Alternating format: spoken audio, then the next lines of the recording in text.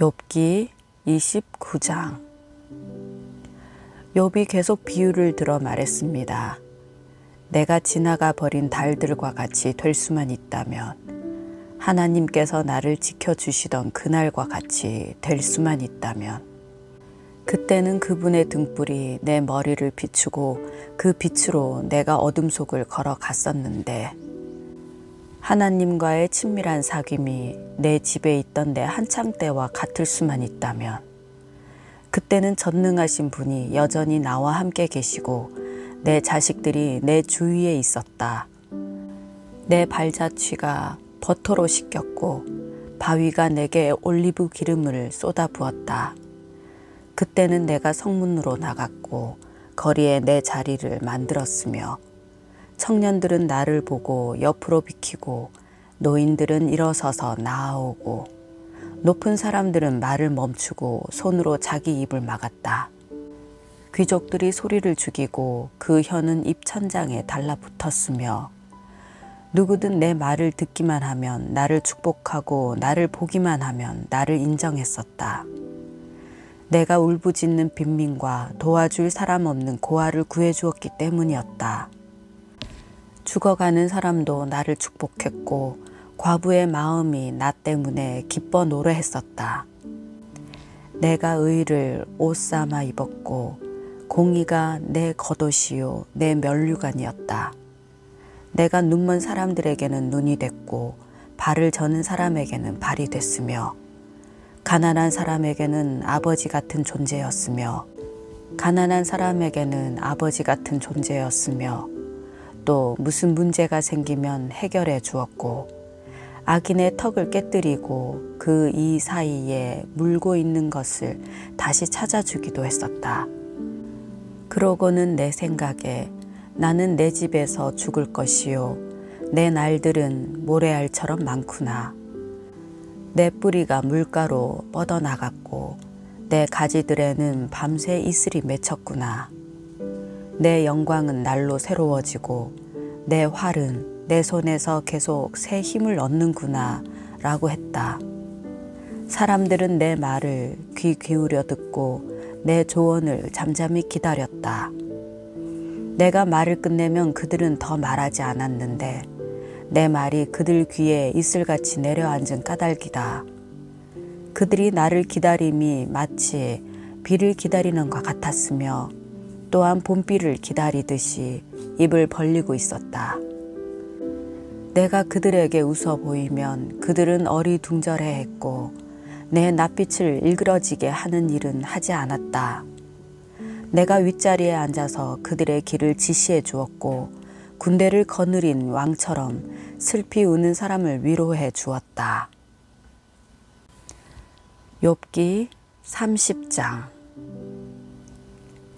그러나 이제는 나보다 젊은 사람들이 나를 조롱하는구나.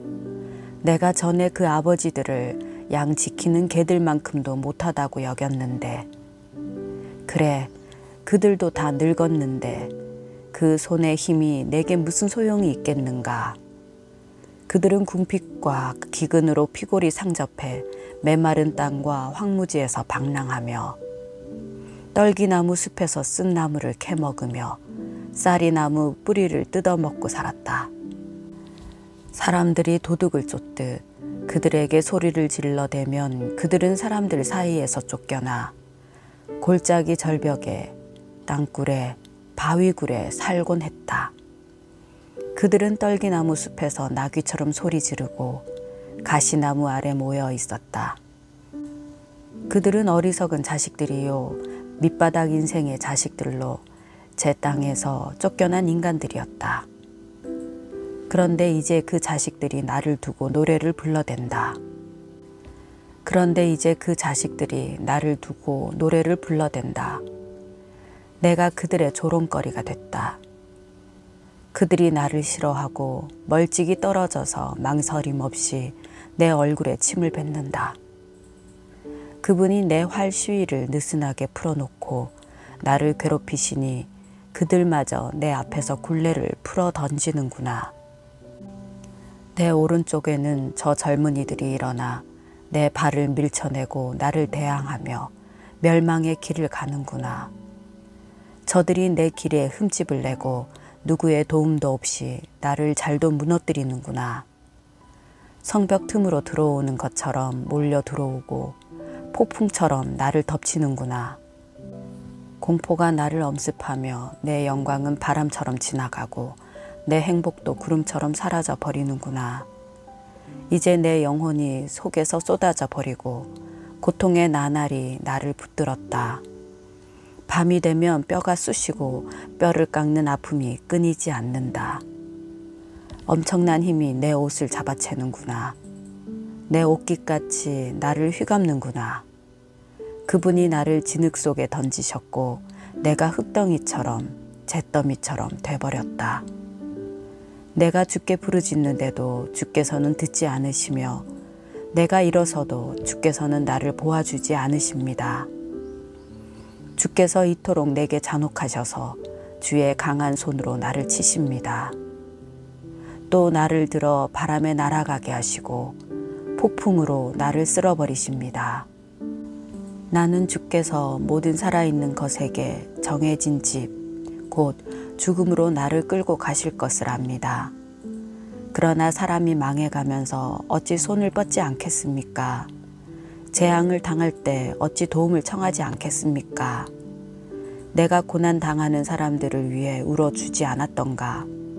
내 영혼이 가난한 사람들을 위해 안타까워하지 않았던가?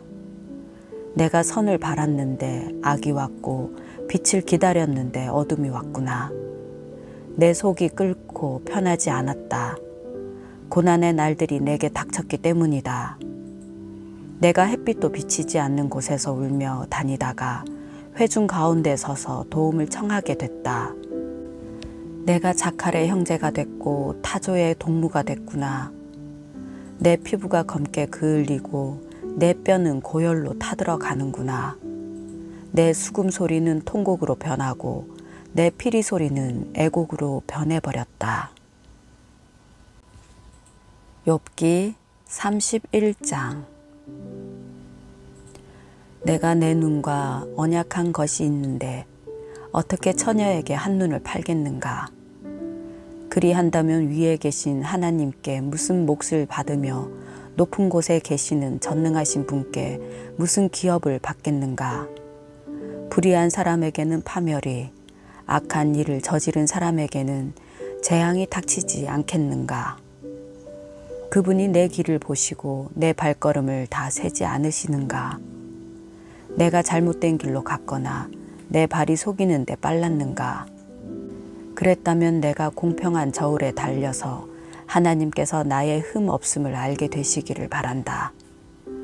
내 발걸음이 바른 길에서 벗어났거나 내 마음이 내 눈이 바라는 대로 이끌렸거나 내 손이 어떠한 오점이라도 묻어 있다면 내가 심은 것을 다른 사람이 먹어도 좋고 심지어는 내 곡식들이 뿌리째 뽑혀도 좋을 것이다. 내 마음이 여자의 유혹에 빠져 내 이웃집 문 앞을 기웃거리기라도 했다면 내 아내가 다른 남자의 곡식을 갈아주고 다른 남자가 그와 누워도 좋을 것이다. 이런 것은 극악무도한 죄요 심판받아 마땅한 죄일 것이다. 이런 것은 멸망하기까지 태우는 불이니 나의 모든 소출을 뿌리째 뽑아냈을 것이다. 내 남종이나 여종이 나에 대해 원망이 있을 때 내가 그들의 말을 무시해버렸다면 하나님께서 일어나실 때 내가 어떻게 하겠는가? 내게 찾아와 물으실 때 내가 어떻게 대답하겠는가? 나를 모태에서 지으신 분이 그들도 짓지 않으셨는가? 우리 모두를 모태에서 지으신 분이 같은 분이 아니신가?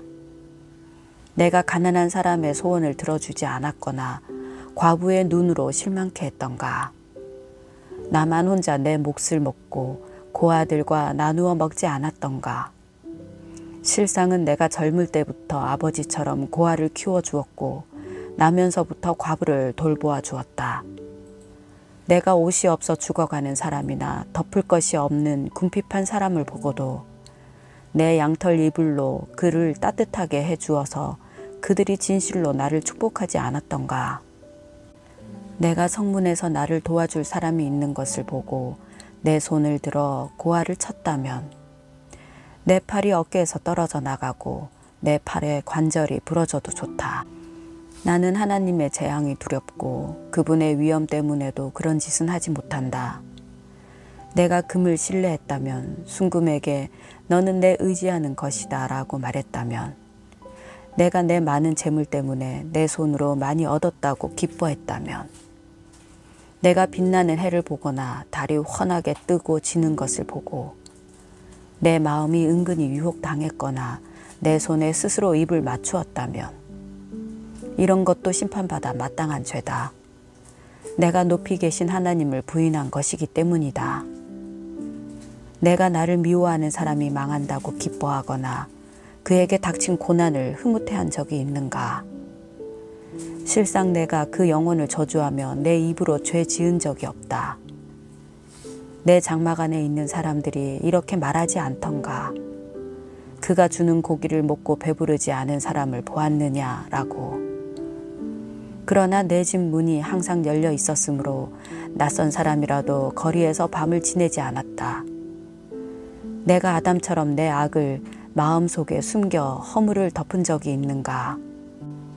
내가 많은 사람을 두려워하거나 집안의 멸시를 무서워해 잠잠히 있고 밖에도 나가지 않은 적이 있는가?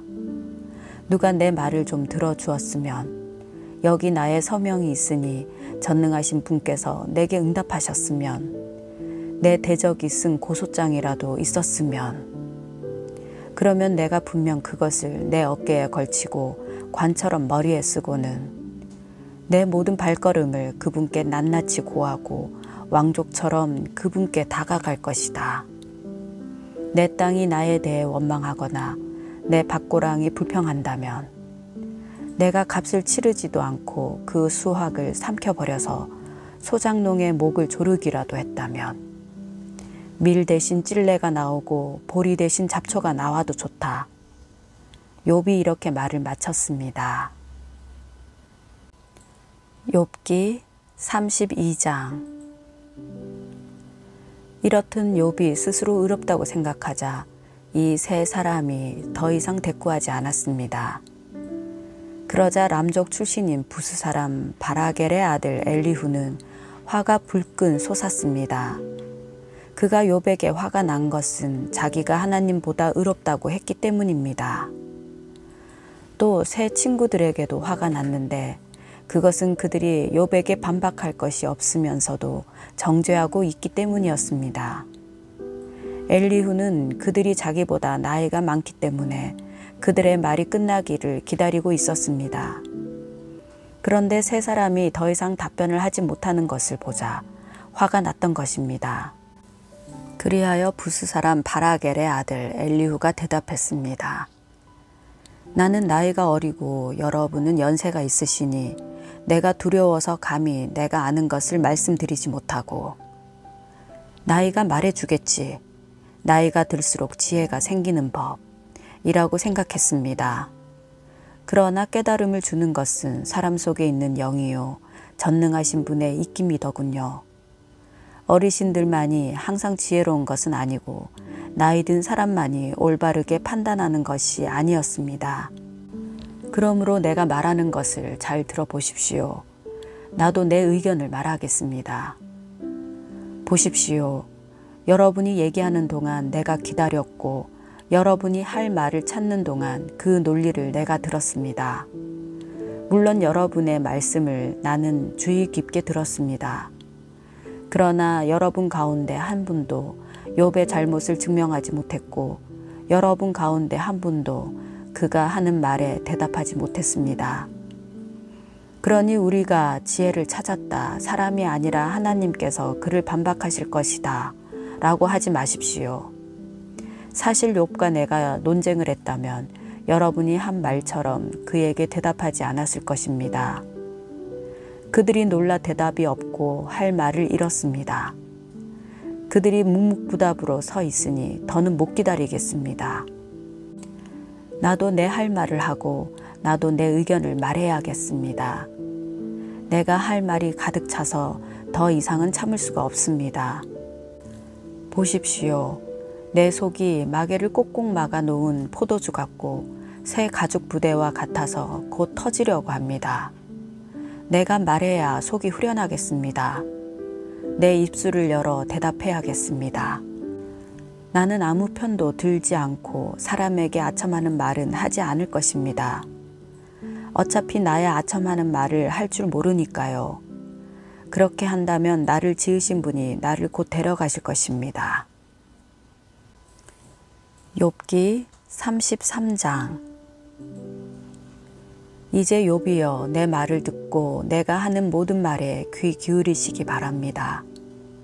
보십시오. 내가 입을 열고 내 입의 혀가 말을 시작합니다. 내 말은 정직한 내 마음에서 나오고 내 입술은 아는 것을 솔직하게 쏟아낼 것입니다. 하나님의 영이 나를 지으셨고 전능하신 분의 숨이 내게 생명을 주셨습니다. 그러니 할 수만 있다면 내게 대답하십시오.